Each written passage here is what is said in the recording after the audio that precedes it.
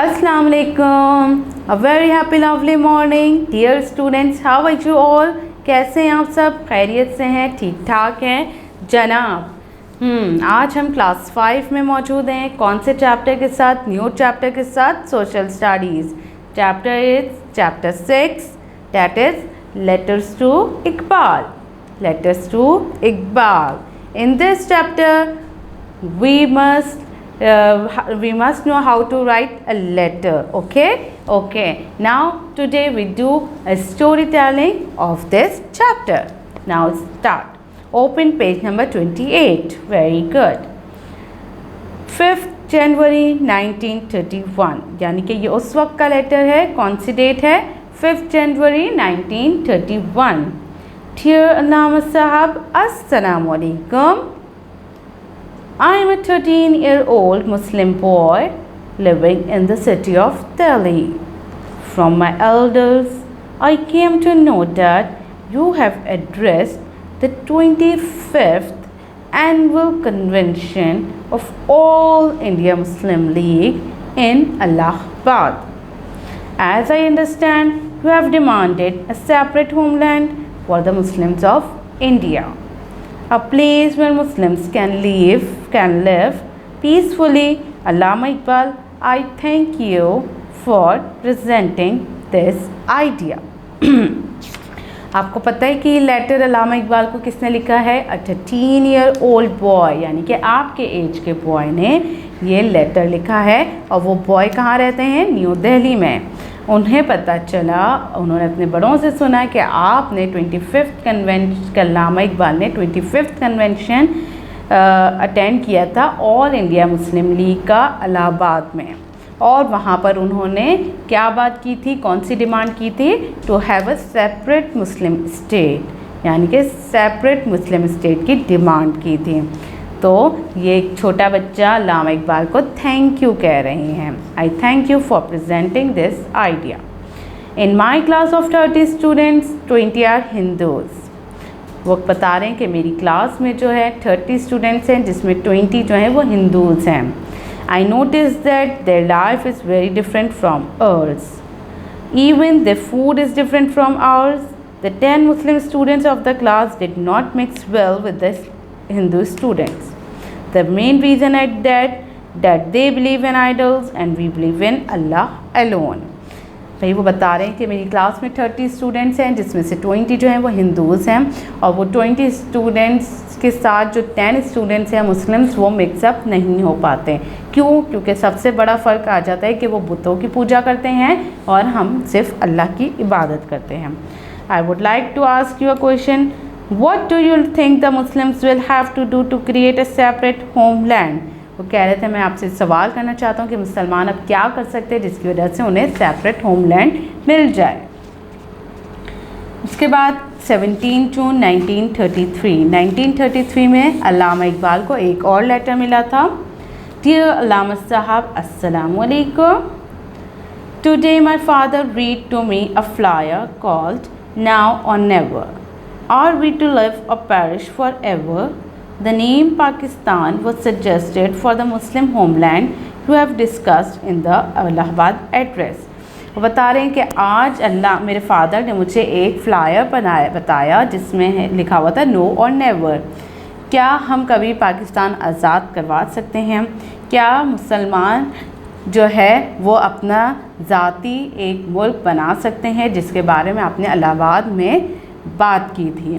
My family and friends really like this name as it was two meaning, यानी कि वो कह रहे कि मेरे फैमिली और दोस्तों को ये बात बहुत अच्छी लगी क्योंकि इसके दो मीनिंग हैं। The first is the land of pure, यानी कि पाक सर ज़मीन। Secondly, it is the abbreviation of the areas that you identify in the speech which are P for Punjab, A for Afghan province Khyber Pakhtunkhwa, K for Kashmir, S for Sindh and 10 for Balochistan। यानी कि पाकिस्तान में अल्लामा इकबाल ने कौन कौन से countries, कौन कौन से सूबे का मुतालबा किया था? Punjab, Khyber Pakhtunkhwa, Kashmir, Sindh and Balochistan. All of us are working hard to inform less educated Muslims about the benefits of a separate Muslim homeland. और ये कह रहे थे कि हमें बहुत मेहनत करनी पड़ेगी लोगों को बताने के लिए कि भाई क्यों हमारे लिए बहुत ज़रूरी है सेपरेट होमलैंड। फिर नेक्स्ट लेटर अल्लामा इकबाल को कब लिखा गया था? 1937 में। डियर अल्लामा साहब अस्सलाम वालेकुम। Allama Sahib, I am so upset to read in the newspaper that Muslims have lost in the elections in India. Hindus are in power now. Even the Muslims who won are in the favor of Hindus. Should we believe that we will never be able to win a separate homeland for Muslims? We will never be able to live in a Muslim country.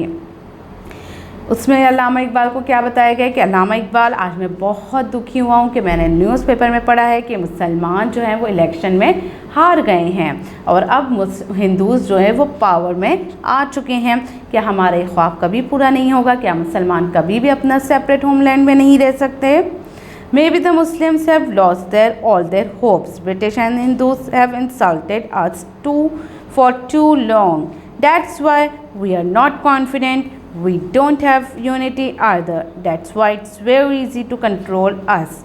Muslims जो हैं अपनी तमाम hope, तमाम उम्मीदें खो चुके थे। British और हिंदूज़ जो हैं वो हमेशा उन्हें इंसल्ट करते रहते थे। इस वजह से उनके अंदर कॉन्फिडेंस की भी बहुत ज़्यादा कमी हो गई थी। वी डोंट हैव यूनिटी, अब क्या था कि अब वो मुत्तहिद नहीं हो पा रहे थे, इसलिए उन पर कंट्रोल करना बहुत आसान हो गया था। I know you have address the same issue in your poetry. I wish all of us take your message to the heart. मैं जानता हूँ कि आपने अपनी शायरी में यही मैसेज दिया है और मैं इस मैसेज की दिल से रिस्पेक्ट करता हूँ। उसके बाद नेक्स्ट लेटर मिला था 1938 में, 21 अप्रैल 1938। My dear Allama Sahab, Assalamu alaikum. Today is a very sad day for all of us. My father has just informed me that you have passed away. यानी कि उन्होंने बताया कि आज मैं बहुत दुखी हूँ कि मेरे वालिद ने मुझे बताया कि आज आपका इंतकाल हो गया है। अल्लामा Iqbal, I promise that I will keep writing to you. I know that there will be no replies coming from you, but that does not matter to me. उन्होंने कहा कि मैं आपसे वादा करता हूँ कि मैं आपको लेटर्स लिखता रहूँगा। मैं जानता हूँ कि वहाँ से अब मुझे कोई रिप्लाई नहीं आएगा, मगर मुझे इससे कोई फ़र्क नहीं पड़ता। In your last letter you have given me hope by saying that one day Muslims will be able to live in a country of their own. I trust your judgement and remain hopeful. I promise that I will keep working for a separate homeland for Muslims. आपने last letter में मुझे बताया था कि भाई आपने उम्मीद नहीं छोड़नी है, मुसलमान एक दिन अपना अलग कंट्री ज़रूर हासिल करेंगे। आपको इस जजमेंट पर, आपके इस जजमेंट पर मैं भरोसा करता हूँ और मैंने अपनी उम्मीदें नहीं तोड़ी हैं और मैं आपसे वादा करता हूँ कि मैं बहुत ज़्यादा हार्ड वर्किंग करूँगा, बहुत ज़्यादा मेहनत करूँगा अलग होमलैंड के लिए। You instructed me to obey Quaid-e-Azam. You will be glad to know that I listen to every word he says to Muslim. आपने मुझे कहा है कि मैं कायद-ए-आज़म को फॉलो करूं, तो मैं उनका हर लफ्ज़ बहुत गौर से सुनता हूं। उसके बाद नेक्स्ट लेटर कब मिला था अल्लामा इकबाल को? 1940 में, 23 मार्च। My dear Allama Sahab, Assalamu alaikum. I am writing to you from the All India Muslim League session in Lahore. Today was a great day for Muslims. Our great leader Muhammad Ali Jinnah has demanded a separate homeland for Muslims. Allama Sahab, you will be happy to know that he was made the same demand that you had made 10 years back. All of us were so excited and motivated. You were right all along. Muslims must remain hopeful always. भाई उन्होंने बताया कि आज मैं बहुत खुश हूँ कि आज अल्लामा आपके जो मिशन पर कायद-ए-आज़म मोहम्मद अली जिन्ना ने मुस्लिम लीग सेशन जो लाहौर में हुआ था उसमें आवाज़ बुलंद की है और उन्होंने सेपरेट होमलैंड की बात की है, ठीक है, जो आपने 10 साल पहले आपने बात की थी। और अब मैं बहुत एक्साइटेड भी हूँ और बहुत ज़्यादा होपफुल हूँ कि अब मुसलमान सेपरेट कंट्री हासिल कर लेंगे। उसके बाद नेक्स्ट लेटर कब मिला था? 1946। My dear Allama Sahab, Assalamu alaikum. I have a great news for you. At the demand of Quaid-e-Azam, elections were held in India Muslims have won in the Muslim dominated areas of the country.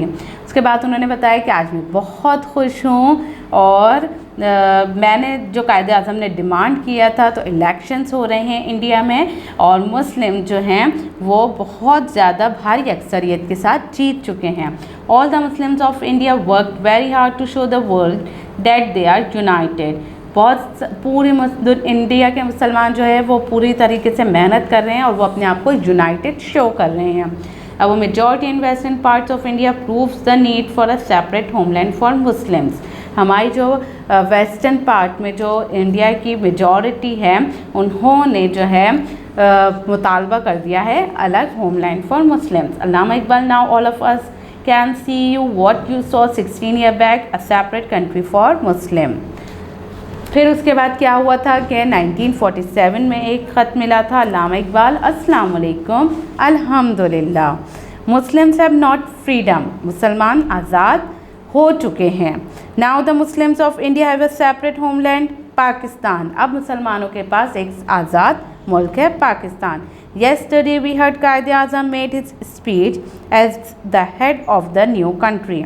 कायदे आज़म ने कल speech किया था जिसमें head of the new country का बताया था.